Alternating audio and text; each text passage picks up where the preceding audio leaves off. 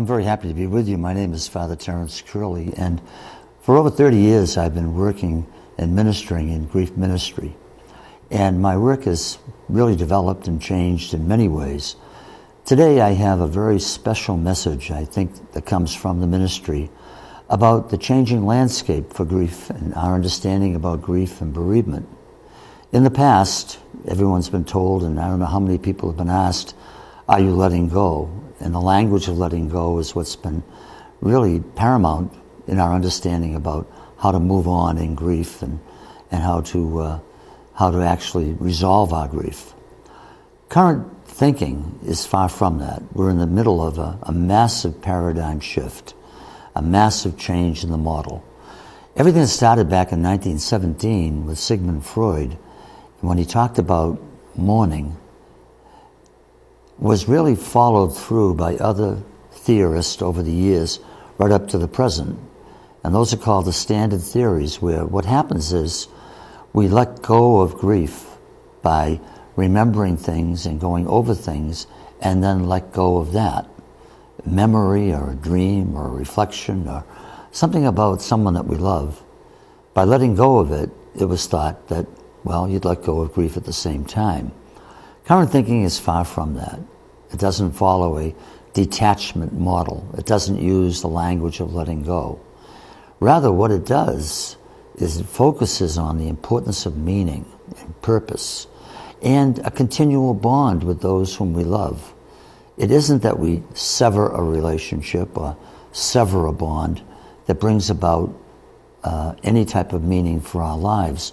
So we've learned considerably more about this. And that's because of the research and because of what's being done.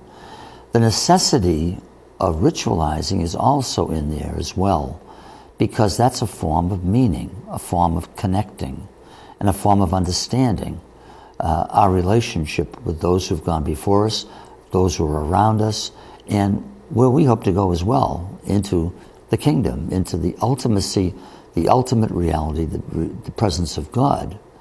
And so what is happening in our society is people are starting to be critical of the theory. They're saying, well, Sigmund Freud didn't do too well in it himself. He had tremendous problems in his own life when his daughter Sophie died and when his grandson died, and even his own death was very painful. So Sigmund Freud talked about the work of mourning, yet he knew that there was no time limit for it, and he knew that there was no replacement for anyone that we love. One of the tasks of grief that they use in standard theories is that we reinvest with someone else. It's a replacement. And that can't be done. It's sort of like almost like Wall Street. You reinvest in something. You don't do that when someone we know dies or someone we love dies. So the importance of ritualizing, of remembering them, and of recognizing that we have an ongoing bond with them should be paramount in all of our minds, and we need to read around it.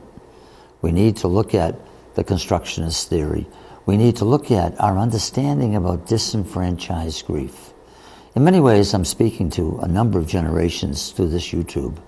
I'm actually speaking to those people who are older, who are thinking about crossing over to the kingdom, crossing over that threshold that we all have to cross over, and also to younger people who perhaps aren't as aware about the ultimacy of life, or are aware of it and aren't really making any plans. This is characteristic of our culture.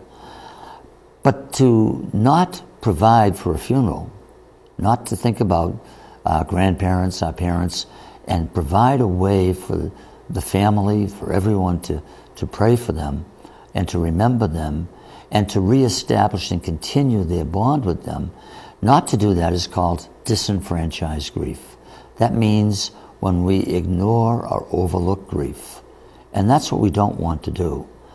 I think in many ways rituals are returning to our culture because we learn from other cultures about this continuing bond, which changes the way people go for supposed counseling and all of the things that are indicative and characteristic of how people try to resolve their grief. I can only visualize in my mind a waiting room with people in there going to see someone who's going to follow a Freudian or Neo-Freudian or standard theory that down for the past 75 to 100 years. They're going to go in for a session, and who knows how many sessions they'll go for. And then going in for the session, what they're going to do is they're going to try to remember. They call it even hypercathecting. Remember all these things about someone who died in order to forget. Now that doesn't make a lot of sense, does it?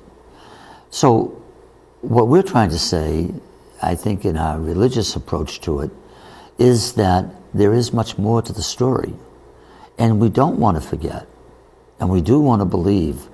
In Catholic theology, there's a wonderful expression of the communion of saints. And this means that we're one with those who are in the kingdom, who are in the reign of God, in the mystery of God, who have crossed over the waters of death into the kingdom. For our culture to be in tune with the individual who truly believes that life isn't taken away, life is changed, the individual who truly believes that there is the eternal presence of God, we have to be aware of other cultures and how they complement or don't complement. Grief isn't the same everywhere. The Euro-American model of 75 to 100 years from 1917 to probably medicalized, which you don't medicalize grief. Grief is not an illness. Grief is not a sickness. But it became medicalized. There was good work done on crisis intervention by Eric Lindemann, but along with that, there's another whole segment. That segment I think we have to let go of if we're going to let go of anything, and that's time limits for grief. It's saying that certain aspects of grief is always being painful, and in reality, it isn't always painful. There's resiliency. This is what the new constructionist model is telling us, which is complementing our theology, complementing our religious faith. This is a big change, and this is an important change for all of us who minister, who want to care for others, who want to be a loving listener to others, because rather than talk about steps, stages, phases, or a mechanical view as to how we grieve and how we forget and let go of loved ones, what we're talking about here is a storied approach.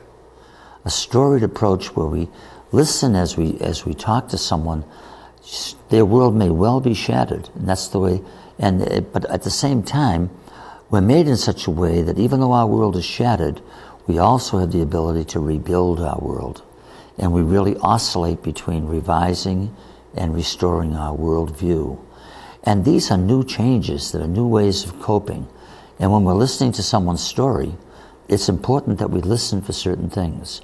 And above and beyond everything is to listen to how they're revising their life and rebuilding their life and finding meaning. The end result of any counseling, if we need counseling, I don't think we do. I think there are separate issues, and if counseling is necessary, it's because of someone's personal vulnerability. It's a pre-existing condition. It's something else. We don't need it for grief. We need loving listeners. We need ways of finding meaning. If it turns into something complicated in the old terms or an extended approach, and it's an illness, well, that's different. But we're not talking about that. We're talking about the norm. And the norm is that a person who is grieving is well in many ways, very well. What they're doing is expressing their innermost feelings, their innermost experience of loss, and trying to find meaning as they sort things out. That's what we do when we grieve. We try to sort things out and make sense of it. Not to do so is nonsense. And we certainly don't want to fall into that realm, do we? So, in my work and in my ministry, what I do is talk about the changes in the science, the new science of bereavement, that complement the theology that we've had for so many centuries, that complement the approach to separations and losses, that complement crossing over thresholds in the lifespan. This is the hope that we have. So as you'll see, I want to give you some pastoral notes, a pastoral toolbox, and those will come up on the screen.